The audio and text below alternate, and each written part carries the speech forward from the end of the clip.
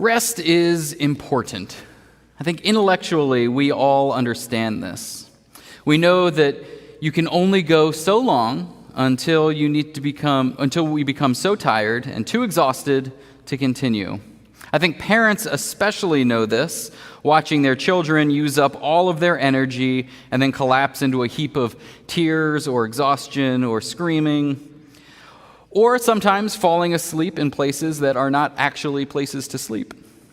Like, hypothetically, say, being so tired you could fall asleep at an amusement park, water park, in 90-degree weather on a picnic table in the middle of the day. It's pretty tired. Or perhaps curled up on a kitchen chair like a cat.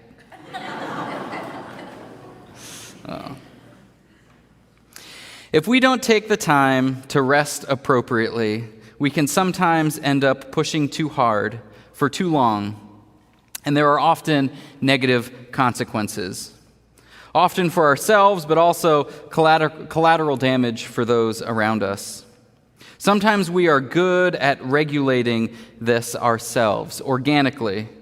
Other times we need to create accountability with schedules and a system to ensure adequate rest. Perhaps it helps to have a divine mandate from God. As we'll be exploring through this series, the benefits and reasons for Sabbath rest are numerous and varied, but at its core is an intentional strategy and best practice for strengthening and maintaining our relationship to God. Trust and obedience are key elements to practicing the Sabbath, especially with adhering to this year-long land Sabbath that we read about in Leviticus 25. Interestingly, God gives this commandment to Moses many years before it would actually be put into practice. Little did Moses or the Hebrew people know, but it would still be decades before they would arrive at the promised land. For the Jewish people, the role of the land is significant. Practically, culturally, theologically, throughout the Hebrew Bible, and the land of Israel has an important role to play. It is a promised land for a chosen people, and so it almost has a personified role and a character within the story itself. To protect and control the land was important to the identity of the people of Israel, even to this day. Understanding this significant relationship adds some appreciation for the Sabbath rest of the land. So why does God insist on this Sabbath rest for the land when regular weekly Sabbaths already exist for the people? One reason would be for the people to demonstrate their obedience to God. It is one thing to let the land rest for a day of a week on the Sabbath, but to let the land rest for an entire year? It's a big ask, especially for people who depended so much upon that land. Working the land was a seemingly essential part of making sure that there was enough food to eat. And it included being wise in storing up crops from year 6 in order to make it through the Sabbath year. This exercise in obedience acts as a reminder to the people that the land belongs to God and not to us. A very important part of the Sabbath is about de-centering ourselves. Too often we think that we are so essential to all the workings of the world that if we pause or stop, that everything around us would collapse. This arrogant belief does not properly cede authority to God. And the Sabbath helps to reset some of our own feelings of self-importance.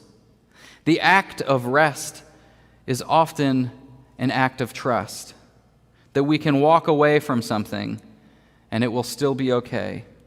Maybe not the same, but okay. It is essential to note here that the Sabbath rest for the land is about our own human working the land, not the work of the land itself. Just because one does not sow, reap, or tend to the land does not automatically turn it into a barren landscape. Much to the contrary, it returns to its natural, wild state. The land will still produce, just not in the controlled and predictable way that one might want it to. It still has abundant life, but that life is shaped by the land itself, not the controlling hand of the farmer. Relinquishing that kind of control is hard, but often because we feel that we know best. Now, to be fair, when the absolute goal is crop yields, then yes, of course, a well cared for and cultivated piece of land will produce more than a field just left to its natural state. Still, farmers know that land cannot be worked endlessly without negative results. Even without Sabbath laws, farmers have known for a long time and learned that they need to rotate crops, to let fields fallow, so that they can replenish those nutrients in the soil. Endlessly working a field will only lead to diminishing returns. But even during the Sabbath year, the land will still produce. And Leviticus makes a special point to note that whatever the land does yield is not to be harvested or sold, but freely taken. The bounty of the land is to be shared by the landowner with the workers, passers-by, and even the animals. It does not belong to any one person, but to God, and so it is to be freely shared. Anyone can eat from gleaning the field of any field. In this way, the land is still working, just not under our controlling expectations, the hand of the people. And so the land is really resting from us, resting from our exploitation and use, not from its natural existence and relationship with growth and life. During these land Sabbath years, the people are temporarily suspended in an existence that places them in a position of dependence and trust in God, not a reliance upon their own work and skills at cultivating the land. The prohibition of the Sabbath is not about consuming the bounty of the earth, but of exerting work to profit from it. Sabbath rest for the land acted as a reset button, not only for nutrients to return to the soil, but also for trust and obedience to return to those who worked the land and everyone who depended on the harvest. It was a reminder of God's presence and authority. But the act of letting go is often difficult for many of us. In our workaholic society, one of the greatest fears about resting is that in doing so, others are just going to pass us by while we are taking a break.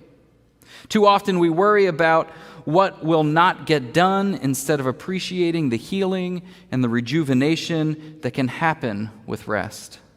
Focusing on the lack of crop yield in year 7 can detract from an appreciation of the abundance that will come in the next 6 years because that Sabbath rest was taken. It also helps that, as a law, this was something being observed by everyone at the same time.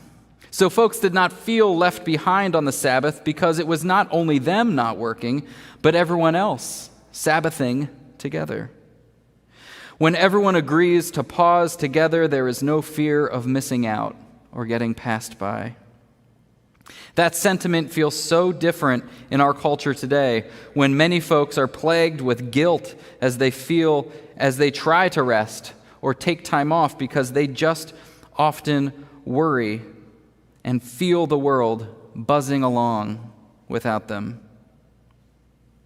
Many times we feel this way because we have centered our own importance and significance instead of embracing an attitude of humility.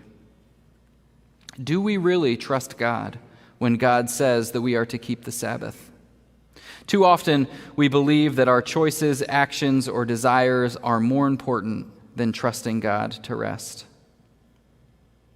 Even though we do not observe the Sabbath laws in the same way today, we still can glean the wisdom and understanding from this practice, especially in a world where our planet and the land is very much being exploited. We know that one of the best ways for us to care for the earth and its creatures is to simply get out of the way. Our planet has complex ecosystems that thrive on their own without our help. We do not need to replant the rainforests that have been destroyed. In fact, the reality is we can't. What we need to do is create space. We can't possibly cultivate the complicated biodiversity that exists in many places around the world, but we can create spaces that will allow it to thrive and grow. There's been a great deal of success in restoring wildlife to protected lands and watching those lands restore themselves with enough time and space. In fact, Pastor Naomi just sent me a picture from their family vacation in Maine this week, showing signs for protected spaces in the park. Signs that say, "Don't go here. The earth is trying to regrow itself. Don't enter. Falcon recovery." In this image, and the words are too small for you to read, but basically, when humans enter that space, it creates anxiety and problems for falcons as they're seeking to mate and raise their young. And so giving that space to animals and the land allows for the earth to do what it does. Often, our inclination is to insert ourselves into troubled situations. And while sometimes that is, of course, necessary, when it comes to restoring nature and ecosystems, most of the time our best option is to simply protect the area and then get out of the way, trusting and allowing nature to take its course. In a lot of ways, much of the world was thrown into a kind of global Sabbath when we entered into the COVID lockdown in 2020. And while this crisis was devastating for millions of people who lost loved ones and for economic troubles that it caused, there were many positive impacts for the environment. Less consumption, less pollution, less travel, all contributed positively to the overall health of the planet. There were recorded increases in some fish and wildlife populations and decreases in fossil fuel emissions. Many locations saw better health for both the air and water quality. The pandemic slowed us all down. And throughout that experience, many folks were able to notice and be thankful for things that otherwise they may not have paid attention to. This would be true of the Sabbath year as well, when everyone in Israel was in a similar situation as the poor of the land, who regularly had to rely on gleaning fields and practicing their trust in God and one another just to survive. The Sabbath was a great equalizer and an exercise in compassion and humility for all of the people. Often, we do not deeply appreciate many of the things in life that we take for granted until they're gone. In our 21st century capitalist economy, slowing down or taking a break for Sabbath goes against the mainstream. Some folks choose to hustle and grind, never resting, and end up burned out. And to be fair, others are in such challenging economic situations that they cannot afford to ever take a break. Unless it is mandated by law for the Hebrew people, Sabbath rest simply becomes a luxury for many people. But it is important. The Sabbath rest was a safety release, baked into the system so that folks had to rest. It was the law, and it prevented many forms of exploitation for individuals of themselves as well as for others. Given that such Sabbath laws do not exist for us today, we have to be disciplined in self-care and in care for others, not only to guard against our own overwork, but to intentionally set aside time for growth in our relationship with God. This practice is not only good for our bodies and minds, but also for all of God's created earth. When we decenter and deflate our swollen belief about our own self-importance, we can more easily see injustice and have a deeper appreciation and an attitude of gratitude for the world around us. We all need rest. even when it is scary to relinquish that kind of control. The Sabbath was a tool to help us to trust and obey. May we continue to find ways to do that for ourselves and for one another.